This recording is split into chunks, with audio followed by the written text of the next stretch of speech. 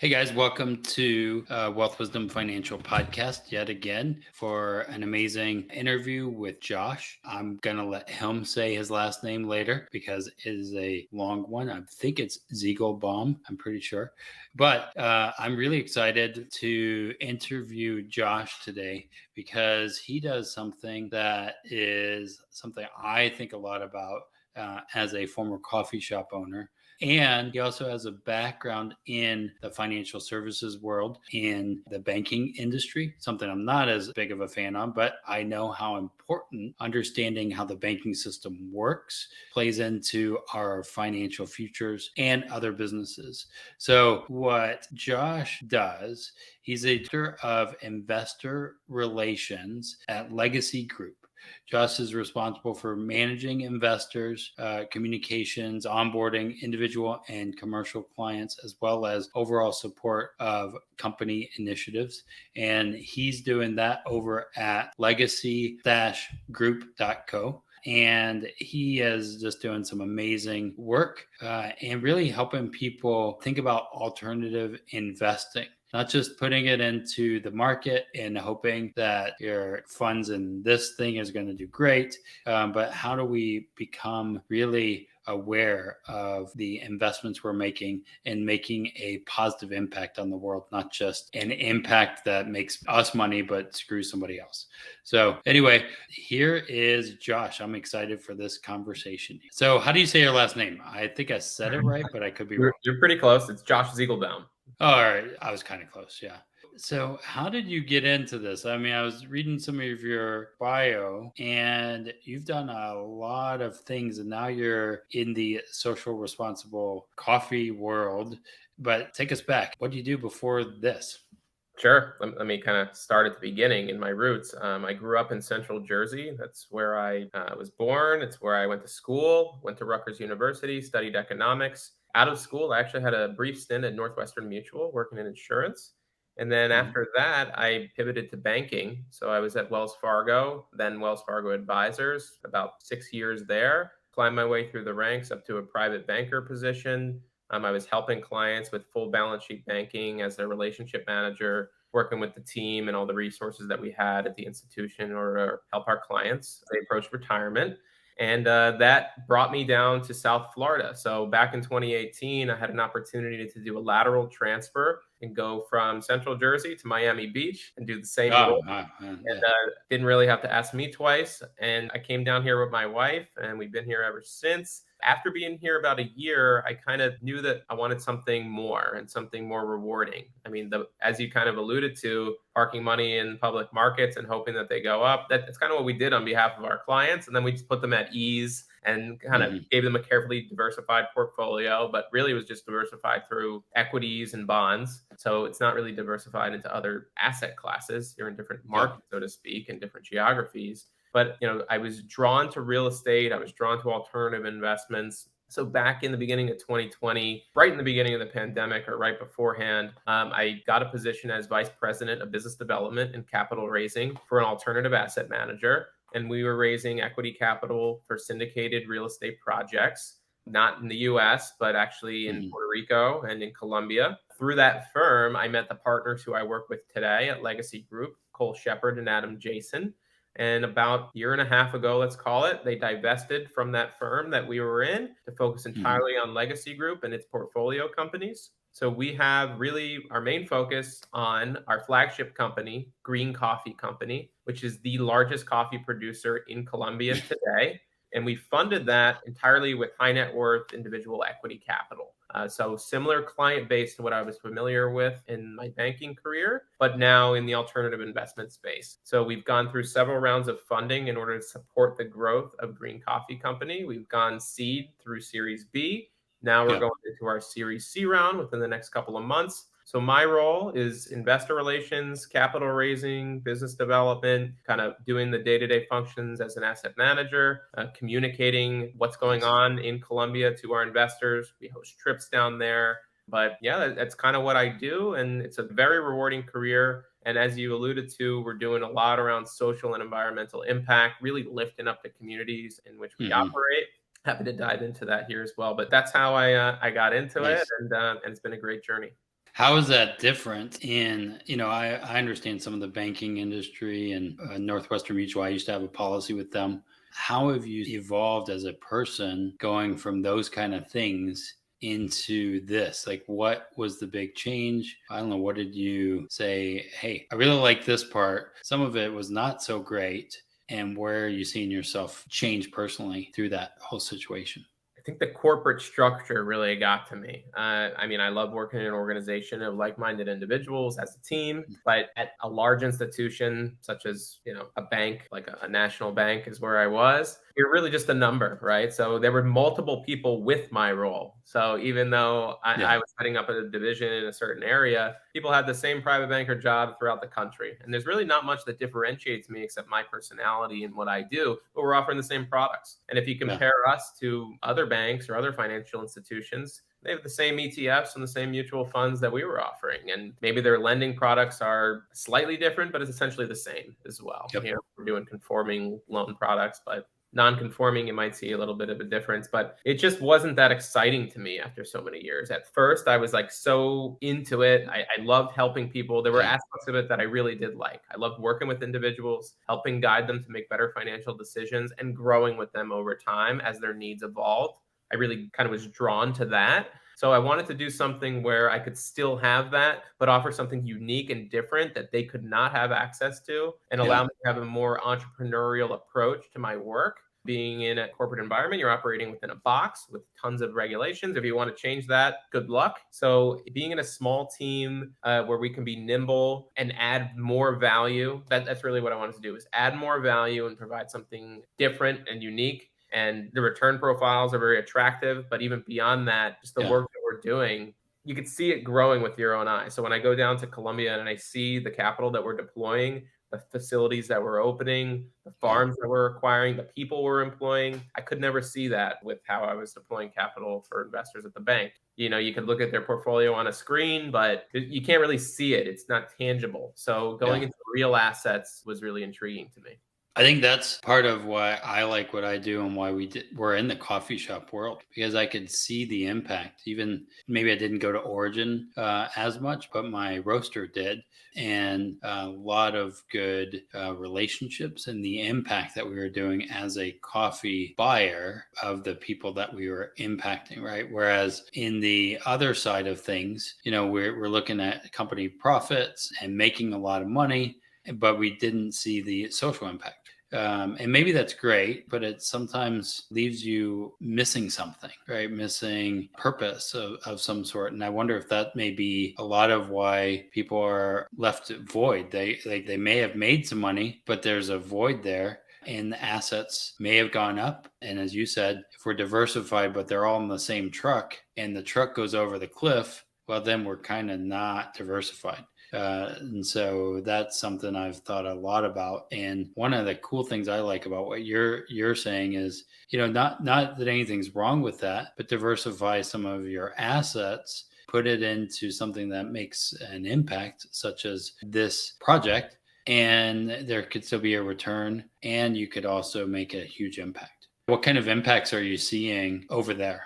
Yeah, let's start at the social level. So you may or may not know this, but Latin American agriculture, it's a fragmented business with informal employment practices. So people are Mhm. generally paid cash without benefits in that industry and on a very short-term basis as needed. So Yeah. we're formalizing that. We employ people, we pay them through bank accounts, we help them build credit. We provide pensions, time off, health insurance, benefits that we're accustomed to in the US, but just don't exist in Latin American or in Colombian coffee, let's call Yeah. it. So you could see the smiles on the employee's face when you go and Yeah. visit. They're like really happy about the work that they're doing, and with good reason. We're the Yeah. largest employer in the town of Salgar, where we have our farmland currently, and we're employing people with methods that they've never been accustomed to.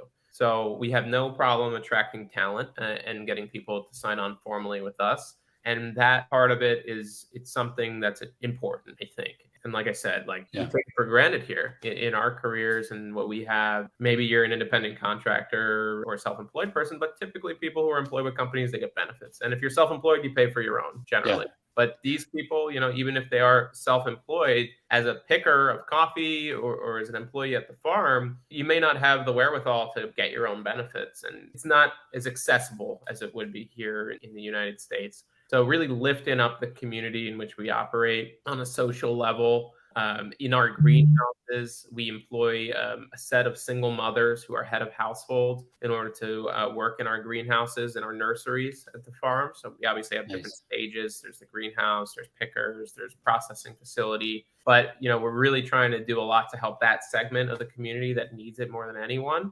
So, those are a few things that we're doing on the social side. From an environmental component, we do planting practices that reduce waste. So we're using less water. We're constantly looking at methods in which we could reduce waste and water.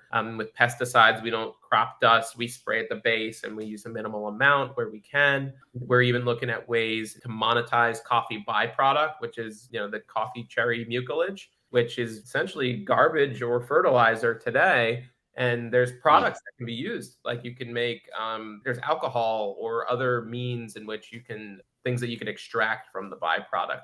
So we're looking at ways to do that, as well as continuously making a positive impact on the environment. We're looking at a solar project now where we can put panels on our new facilities. We have 2 of them in Salgar in that area. And we're Wow. contracting to build solar on the top and do a solar farm on some land that we're not growing trees. And then with that, we'll be able to power our entire operation plus some. So that's a pretty cool initiative that we're working on now. But we're constantly looking for ways in which we reduce waste, reduce emissions, and help people live better lives. I think in our American culture, we love the products, right? We want everybody drinks coffee for the most part. And there's a book called The Dark History of Coffee or something like that. It has such a huge historical presence over anything else in the world. And yet it enslaves a lot of people through Ottoman Empire, through all kinds of things that we didn't even realize, similar to cotton. And yet we as the buyer don't even see it. We don't see the face behind it. That's why I'm a huge proponent of direct trade and understanding how that system works and the trade system. So that way it's not just the CEO making a lot of money and enslaving the staff, right? No one here would stand for that, right? But yet we would say, oh, but I want my cheap stuff, and I think about that from purchasing of coffee to buying ethical clothing, how those practices and voting with our dollars don't just impact, our coffee habits, but in fact impact the environment. I do think like right now it's July 19th, and I think it's the hottest record ever. And I think there's reasons that we have these insane temperatures. I just wonder if maybe the environment is telling us something, that we're sick or something. And so thinking about our money practices, how we just not want to grow our money for a big rate of return, but how are we building our wealth sustainably for ourselves and for future generations? Can you speak to that? Like, are you seeing impact both in your clients here and over there, the generational impact that you're seeing? Anyone that works in agriculture will likely agree with you that climate change is real and it's Yeah. affecting us. So I know there's controversy around that, but we see it at the farm level. There's been adverse weather patterns, and we Mhm. can navigate and mitigate those risks where we can, but we're seeing a rise in temperature, of course. So we're being proactive on that, and we're planting our new coffee trees at altitudes that can withstand an increase in temperature over the decades to come. And yeah, people are being impacted there. I mean, I would say, speaking to the coffee business in particular, weather patterns caused a harvest last year in 2021 to be lower than expected, just Mhm. countrywide, not even at our level. We fared a little bit better than the average. You also saw some adverse weather patterns in Brazil and other parts of the world. That, fortunate for our investors and us. I mean, while we don't like to see that, it's caused a boom in commodity prices, particularly coffee. So we've been a beneficiary of that as a producer at origin. But Yeah. it's not something that we wave a flag around and say, "Hey, look, climate change made the price go up. We're happy." I mean, we're trying.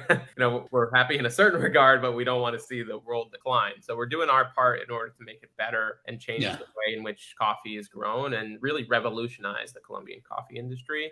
Our investors here in the States, most of our investors are from the US, but we do have investors globally. They're sophisticated people, and they're concerned about what's going to happen in the generations to come. So most of our investors, we set up, they're forward thinking. They title shares in a way in which, whether it's in a trust or with beneficiaries, they're obviously thinking of their next of kin.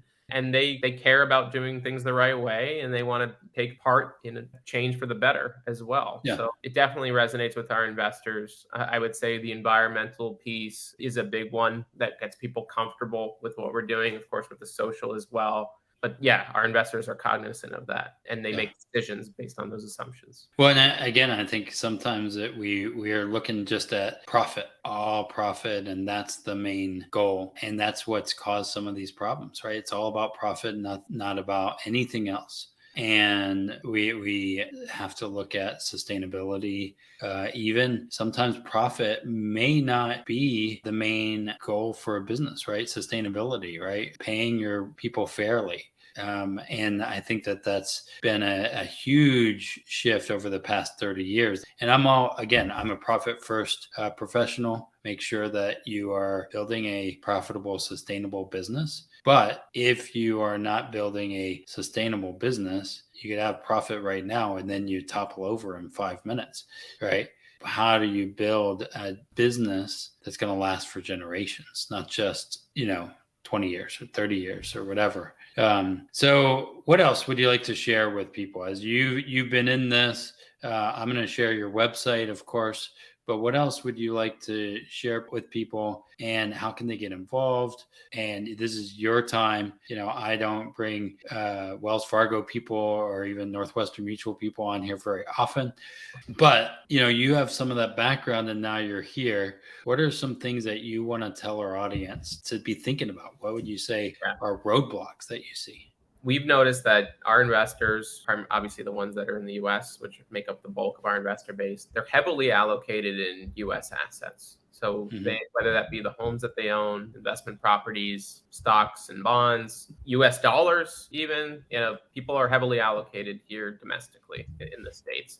So I would encourage investors or people who are listening here to look outside of that, and not as an end all be all in order to sell out of your US positions and then invest in another market altogether, but to diversify not only across asset classes, but across geographies. And in addition to that, not just investing in an ETF with exposure to Latin America, but different types of assets, such as alternative strategies and private companies that really give the potential for higher upside than you might expect in the public markets. You mentioned investing in a stock or in a fund and then hoping that the market performs. With private company investing, there's no liquid market that is fluctuating your portfolio on the day to day. So investors love that. I mean, we've seen an influx of interest in what we're doing with the meltdown in the public equity markets here in the US, because investors are sick of it. Like, they don't want to wake up and lose money every day and hope that it goes back up, right? So not to say that they're not selling out entirely. I mean, I'm personally invested in public equities and I'm a proponent of them because of the liquidity, of course. That's a major point, which I think there's an argument for that, of course, and being able to tap in as needed. But it comes at a price. There's more volatility, I would say less upside. So I would encourage people listening, look into early stage companies that are really disrupting industries. At Legacy Group, we're doing just that through Green Coffee Company. So please get in contact with us. There's a link here to our website. You can reach out to us. Subscribe to our newsletter. We regularly give value add content, educating you on alternative investments and all things that we're doing in the space. So please visit us, subscribe. You could reach out via email as well. Would love to converse over the phone, on a call, or through email with each and every one of you and discuss your individual situation and see if we could add value to your portfolio. Nice. Something that you mentioned, and that I think Americans in general, and we're mainly in America here, of course, with our listeners, but a lot of times we are very much me focused, and that can be a challenge. And we live in a bigger world, and the things that are going on around us, and not just around us in the US, but, a ship being stuck in a canal affects some of the cost of things, right? Like that happened a year ago, right? that we are in a bigger world where we're interconnected, from chips that are made in Africa to whatever, and how important that is, and how we need to make sure as business owners and business practices that we're not just offshoring our product bases to make it in China, but how do we build a sustainable world? And that's kind of why I wanted to have you on the show. Before I let you go, I want to show everybody the website, Legacy Group. So go on to it. This looks amazing. I want to go here to this waterfall here, and it looks, I'm sure it's Colombia. And check them out. We need to be investing in things, just like I said to you guys, invest in yourself, but invest in businesses and things that are going to make a bigger impact, because we only have one world to live in. And if we ruin it, we're all screwed. And so I really want you guys to think through, as you're building your stability and your foundation, how best do you position your other assets to be able to grow? Even using a policy maybe is a good way, right? Policy loan. So anything you want to show on this website here? Well, at the bottom of the page, there's obviously a pop-up there that you saw, but if you scroll down to any part, there should be a tab to subscribe. So you can put in your name and phone number, email, and that'll put you on our newsletter. We communicate once or twice a week on things in the alternative investment space, and we're definitely thought leaders and experts in what we do. So would love to keep you informed through that. And then obviously on the contact tab, you'll see our email address, which maybe we could drop in the show notes as well. The investor.relations@legacy-group.co. So subscribe to us or send us an email. We'd love to get in touch. Awesome. Well, thanks, Josh, for being here. And as you know, I love talking about coffee because, being a coffee shop owner, it's just something that I think is really important. I'm more of a black coffee drinker than anything, and having good quality coffee. I'm going to ask you this question, and I know where you're probably going to answer, but where is the coffee you've had the best origin? And you don't have to say here, but the best origin coffee that you've ever tasted? Well, I'm biased, maybe, but Colombia is my favorite, Colombian coffee. I figured. I have a good Guatemalan that I like. But and if you guys can ever go to a coffee plantation, go there. Like if you go on a vacation and go and see how they actually work. Take some time and experience the challenge of doing this. Give it a couple days and see. I bet you will take your coffee drinking a little more serious after you've done that. So awesome. Thanks, Josh. And I'm excited to get to know you more. Thanks, Brandon. Thanks for having me on the show as well. Well, thanks, guys, for liking and joining. Don't forget to subscribe, share, and go check out legacygroup.co.